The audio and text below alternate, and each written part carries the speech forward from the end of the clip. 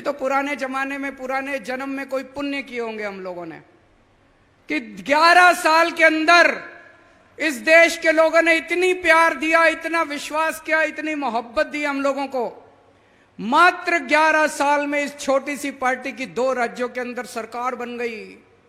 गुजरात में 5 एमएलए आ गए, गोवा में 2 एमएलए आ गए, राज्यसभा में 10 एमपी आ गए, लोकसभा में 1 एमपी आ गया और राष्ट्रीय पार्टी का दर्जा मिल गया।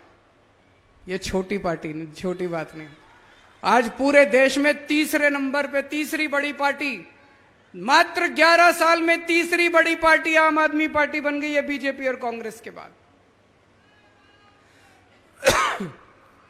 मोदी जी इसी बात से घबराते हैं, मोदी जी इसी बात से घबराते हैं कि जितनी स्पीड से ये आम आदमी पार्टी चल रही है, अगर ये इसी स्पीड से चलती रही तो एक दिन इन सारी दूसरी पार्टियों का सुपड़ा साफ कर देगी, जैसे दिल्ली और पंजाब में कराया।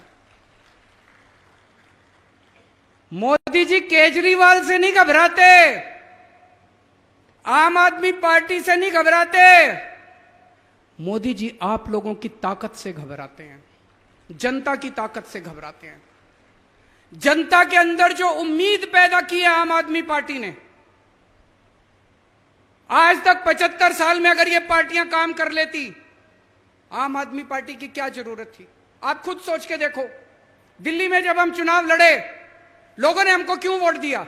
उसके पहले तो हमको कहीं मौका नहीं मिला था, हमने कोई काम नहीं करके दिखाया था, कुछ नहीं करा था। अन्ना आंदोलन हुआ था, अन्ना आंदोलन के बाद लोगों ने हमको वोट दे दिया। उसके पहले बीजेपी और कांग्रेस होती थी। अगर ये बीजेपी और कांग्रेस काम कर लेती, अच्छा काम कर लेती, तो दिल्ली में आम आदमी पार्टी को लोग क्यों वोट देते?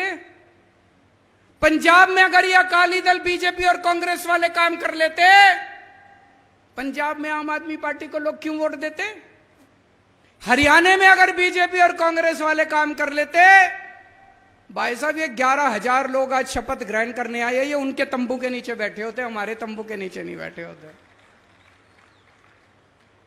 तो ये आप लोगों की ताकत से घबराते हैं, जो जनता के अंदर उम्मीद पैदा की आम आदमी पार्टी ने। आपके बच्चों की बात करते हैं हम, आपके परिवार की बात करते हैं, आपके दुख दर्द की बात करते हैं। आज हरियाणा जैसे चक्की होती है ना, चक्की के 2 पार्ट होते हैं, ऐसे ही इन 2 पार्टियों के पार्ट के अंदर हरियाणा पिस रहा है, बुरी तरह से पिस रहा है दोनों पार्टियों के बीच में। एक पार्टी है हरियाणा में, वो कहती है हम जाटों की पार्टी हैं, सारे जाट जाट हमको वोट दो, हम जाटों का भला करेंगे। दूसरी पार्टी है, वो कहती है हम नॉन जाटों की पार्टी हैं, नॉन जाट हमको वोट दो, हम नॉन जाटों का भला करेंगे। भाई साहब हरियाणा की जनता ने दोनों को मौके दे के देख लिए। ना तो ये जाट वालों पार्टी ने जाटों का भला किया और ना नॉन जाट वालों ने नॉन जाट का भला किया। अब आम आदमी पार्टी आई है, हम तो कह रहे हैं जी हम तो 36 बिरादरी की पार्टी है, हम तो सबकी पार्टी हैं, हम तो जाटों की भी पार्टी हैं, नॉन जाटों की भी पार्टी हैं।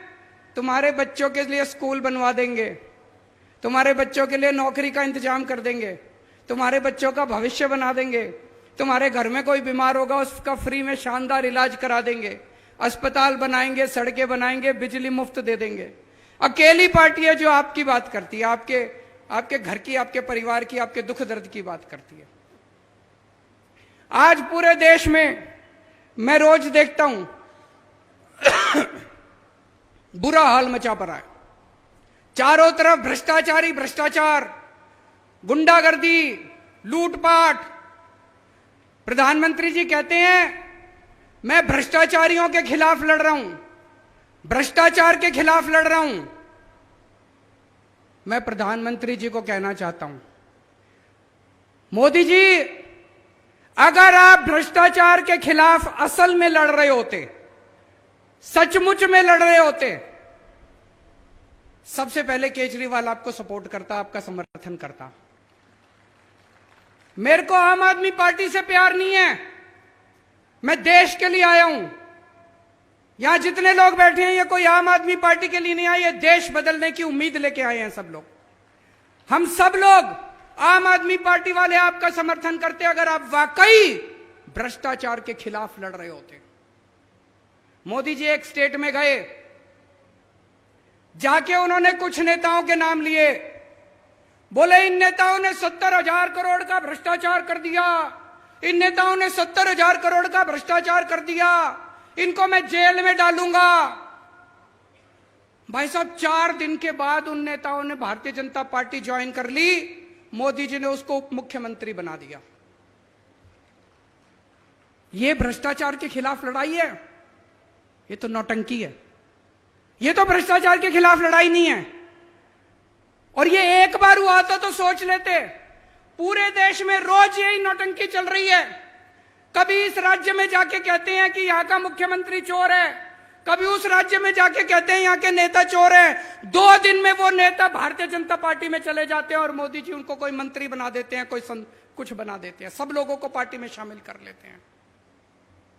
ये तो भ्रष्टाचार के खिलाफ लड़ाई नहीं है दोस्तों।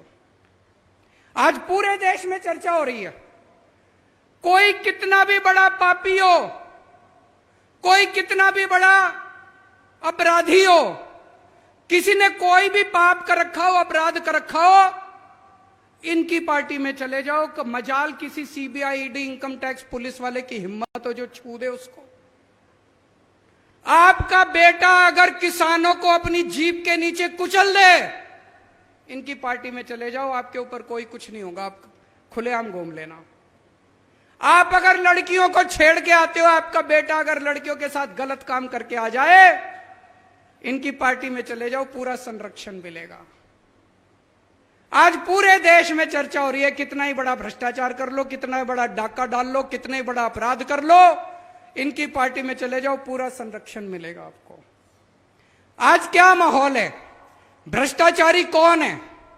भ्रष्टाचारी वो नहीं है जिसको ईडी ने पकड़ के जेल में डाल दिया। भ्रष्टाचारी वो है जो ईडी के डर से बीजेपी में चला गया। जिसको ईडी ने पकड़ के जेल में डाल दिया और जो अभी तक बीजेपी में नहीं गया, भाई साहब वो कट्टर ईमानदार है, ये समझ लेना। क्योंकि उसे पता है कि आज नहीं तो कल बाहर तो आ ही जाऊंगा।